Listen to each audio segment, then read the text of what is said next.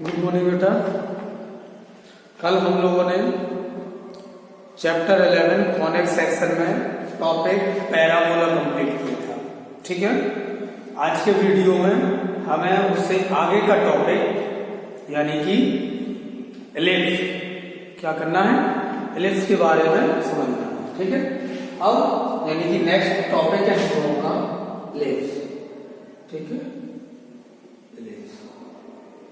ठीक है।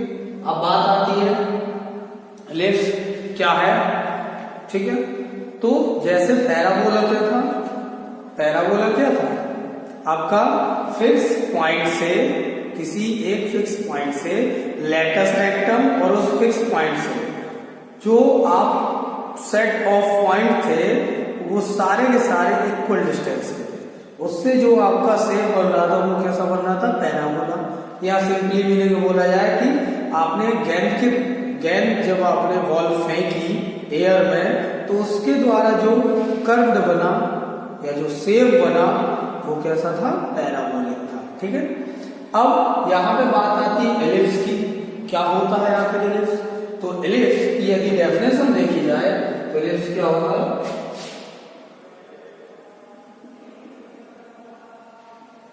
Ellipse is uh, आप देखोगे ellipse is a set of all point, set of all points.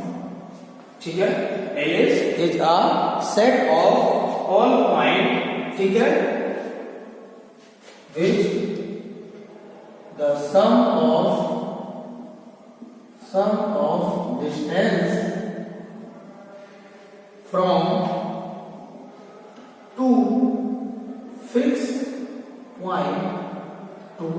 fixed point is constant.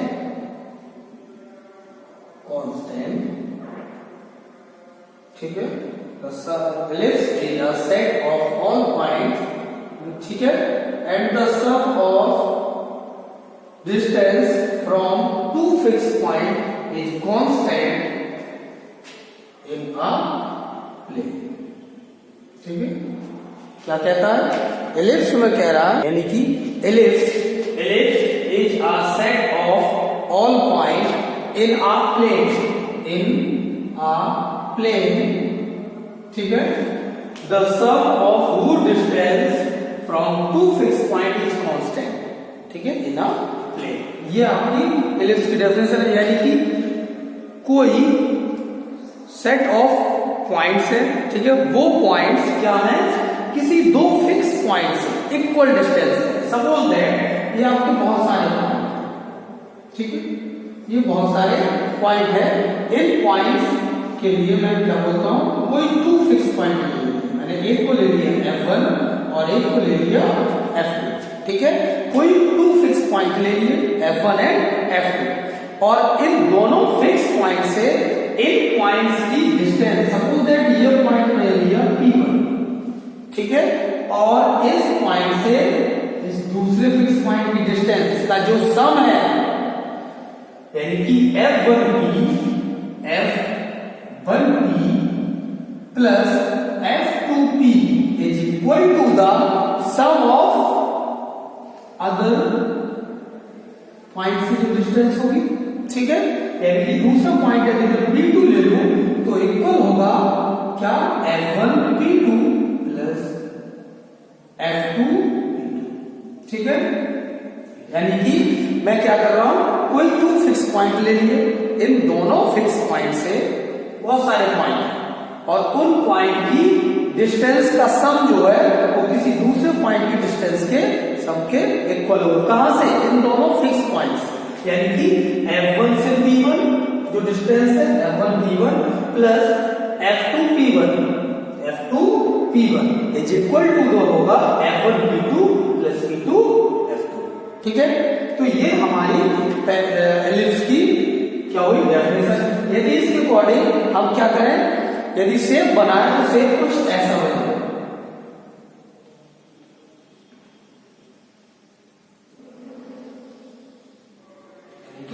मैं इसको दोबारा से सही से बना रहा हूं। ठीक है,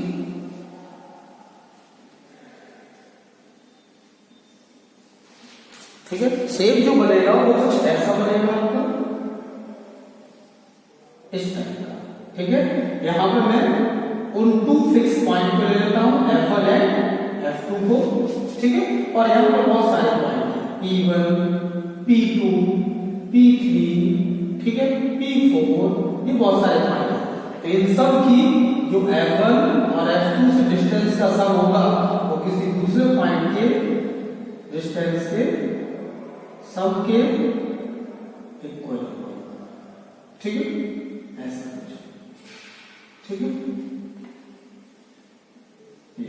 यानी कि F1 P1, ठीक है, F1 P1 plus F2 P2, ठीक है, F1 P1 plus F2 P1 equal to होगा F1 P2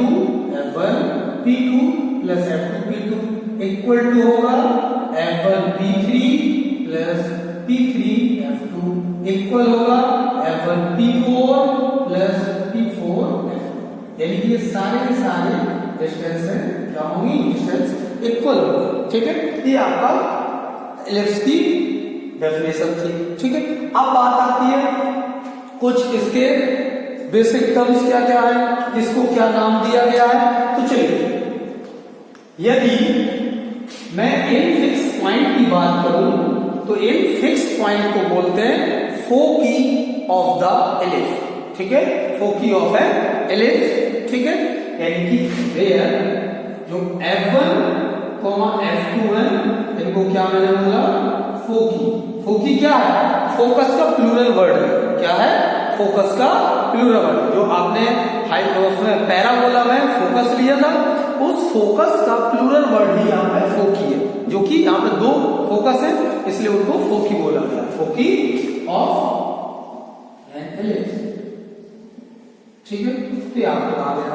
ठीक है, और इस फोकी को मिलाने वाले लाइन का जो मिड पॉइंट होगा, फोकी जो आपकी ये फोकी है, फोकी को मिलाने वाली लाइन का जो मिड पॉइंट होगा वो मिड पॉइंट कहलाएगा सेंटर। क्या कहलाएगा, सेंटर ऑफ एन एलिप्स। ठीक है, यानी कि इसको हम बोलेंगे सेंटर ऑफ एन एलिप्स। क्या बोलेंगे, सेंटर ऑफ एन एलिप्स। यानी कि सी क्या है आपका, सेंटर ऑफ एन एलिप्स। ठीक है, अब बात आती है सेंटर से F1 की डिस्टेंस जो है वो मैं लेट कर लेता हूं कि क्या है, C है। तो सेम यही डिस्टेंस इधर भी होगी C। तो F1 के जो कोऑर्डिनेट होंगे, ठीक है, इसको जो F1 F2 है इसको मैं लेट कर लेता हूं कि x एक्सिस पर। ठीक है, तो यदि F1 और F2 को मिलाने वाली जो ज्वाइन करने वाली जो लाइन है, उस लाइन को मैं आगे तक ले जाऊंगा, कुछ ऐसा ये। ठीक है, F1 और F2 को मिलाने वाली लाइन जो है वो आगे तक ले गया। जहां पर ये शेप जो था जिसे हम लोग एलिप्स बोल रहे हैं, उसको जहां पे इंटरसेक्ट करेंगे तो वो कहलाएंगे end point of this axis. और जो ये एक्सिस है ना, इस एक्सिस को बोलते हैं मेजर एक्सिस। क्या बोलते हैं, मेजर एक्सिस बोलते हैं। ठीक है, क्या बोलते हैं बेटा, मेजर एक्सिस। ठीक है, तो इसको मैं नाम दे देता हूं, इसको P यहां पे लिख दे रहा हूं, और इसको यहां पे क्या ले लो, कुछ भी ले लो, N ले लो। ठीक है, यहां पे N ले लिया, यहां पे P ले लिया। ठीक है, ये मेजर एक्सिस होगा। यानी कि मेजर एक्सिस की यदि डेफिनेशन देखी जाए तो मेजर एक्सिस क्या होगा, ठीक है, a line segment,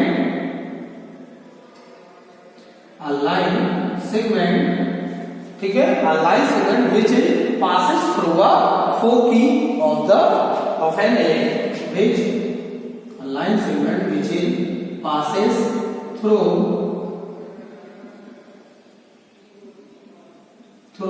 which is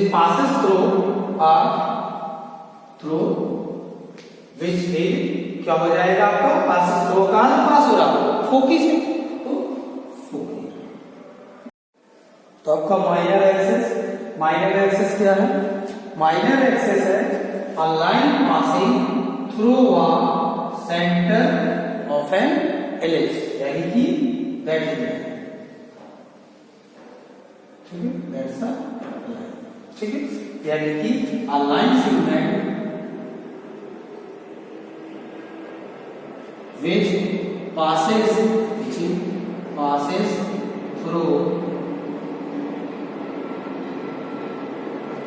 a center of an ellipse, which passes through a center of an ellipse, ठीक है।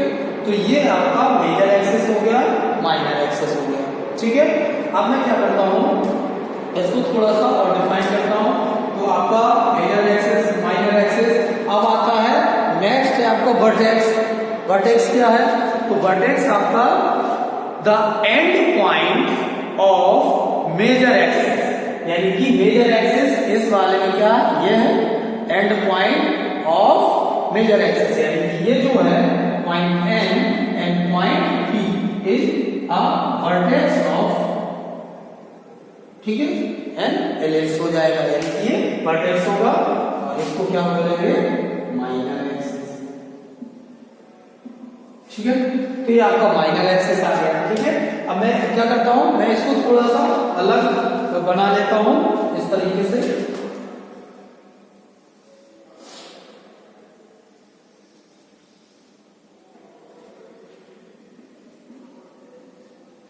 यहां पे मैंने F1 ले लिया, यहां पे F2 ले लिया, ठीक है। मैं इसको क्या दे देता हूं, अब मुझे पता है F1 के कोऑर्डिनेट क्या है, यहां से यहां तक की डिस्टेंस c है, ठीक है। तो ये हो जाएगा c, 0 एंड ये हो जाएगा ये माइनस c, 0 और ये c, 0, ठीक है। मैं लेट कर ले रहा हूं कि सेंटर से, ये आपका सेंटर है c, सेंटर से वर्टेक्स तक का जो डिस्टेंस है वो है a लेट कर लेता हूं मैं, ठीक है। तो ये आ गई, ठीक है, और इस वाले लेंथ को मैं b लेट कर ले रहा हूं, ठीक है। तो ये मैंने b ले लिया, यानी कि ये हो जाएगा आपका 0, b and 0, minus b।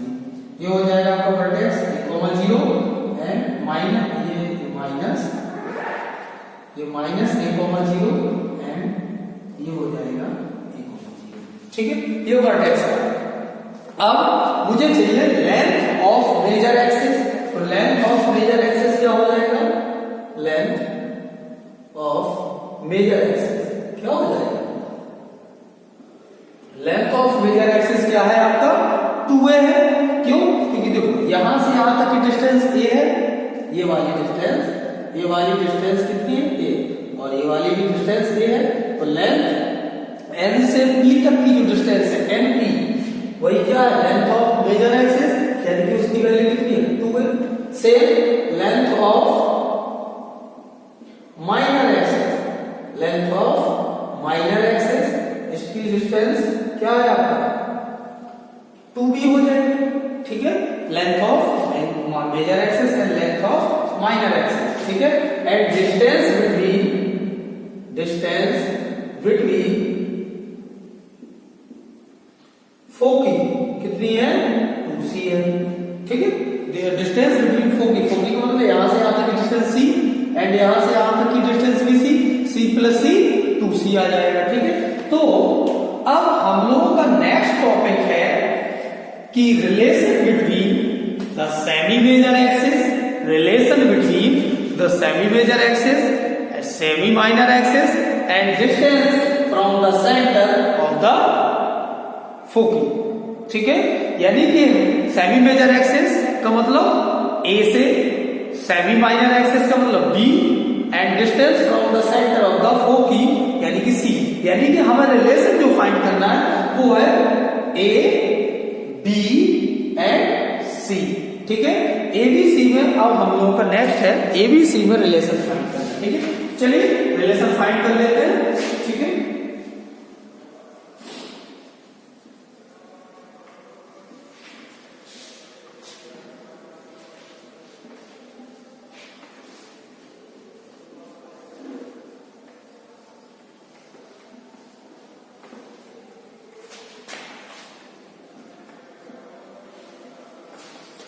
Next topic है relation between semi major axis यानी कि ए, सेमी माइनर एक्सिस यानी कि बी, एंड डिस्टेंस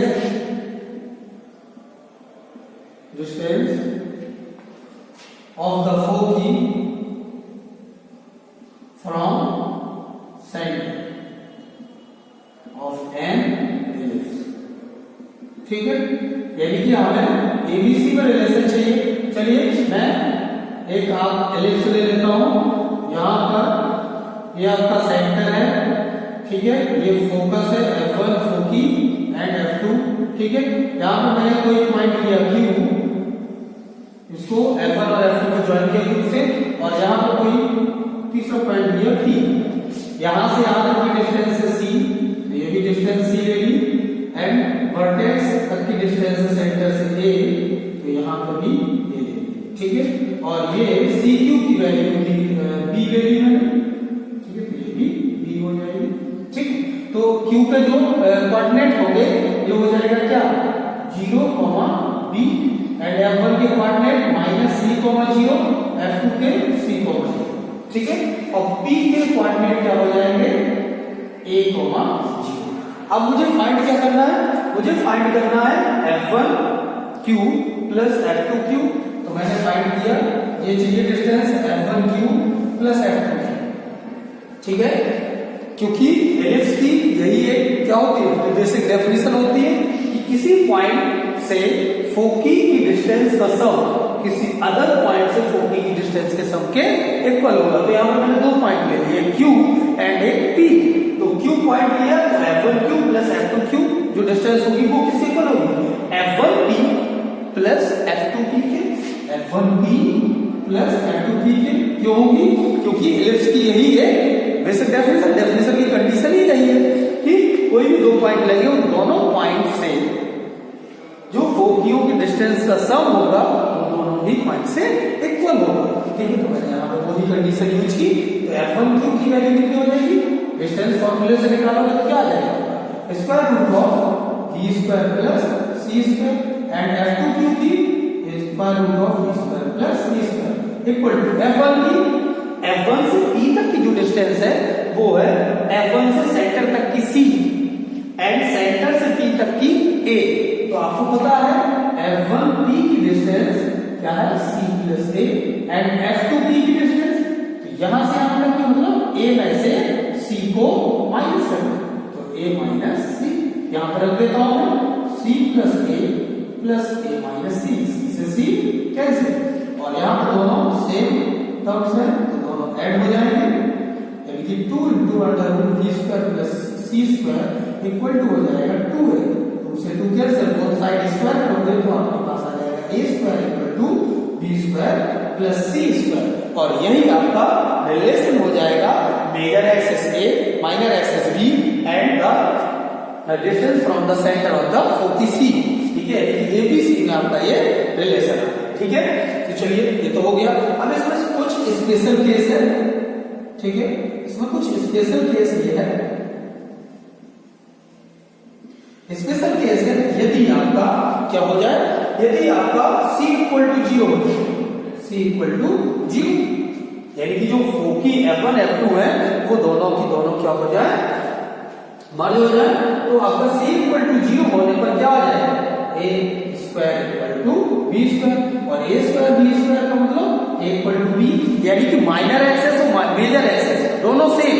अब मेजर एक्सेस और माइनर एक्सेस यदि सेम आ जाए तो वो कहां पे होता है, वो तो केवल एक ही कंडीशन होती है जब वो एलिप्स ना होकर क्या हो सर्कल, क्योंकि सर्कल में ही ये माइनर एक्सेस एंड ये मेजर एक्सेस दोनों ही इक्वल होते हैं, यानी कि ये आपकी किसकी कंडीशन हो जाएगी सर्कल की, ठीक है।